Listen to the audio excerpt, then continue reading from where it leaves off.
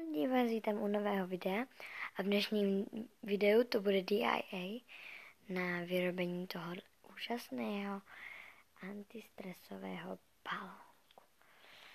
Je úplně úžasně elastický, mně se tedy velice líbí, tak doufám, že se bude líbit i vám. Ti, kteří si ho chtějí vyrobit, tak teď se budou dívat a ti, kteří se chtějí jenom podívat, jak se to vyrábí, tak se taky můžou.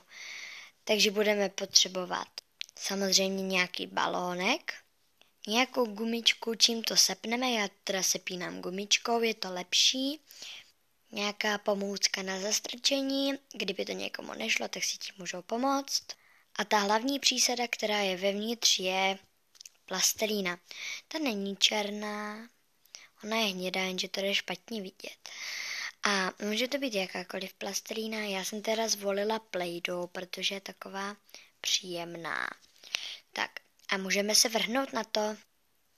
Takže my si teda vezmeme kousek plastelíny a pokusíme se to nacpat do balónku. Já vás teda tím nebudu moc zdržovat a nebudu vám ukazovat, jak moc dlouho bude to do toho balónku nacpat trvat, tak já to stopnu a pak vám ukážu teda konečný výsledek. Tak počkejte chvilku. Tak já už mám tedy i červený balónek, celý naplněný a jsou úplně úžasné. Radši mám balónku víc, kdyby mi náhodou praskly a plastelína vevnitř se stála dobře a vůbec vám vevnitř v balónku neuschne.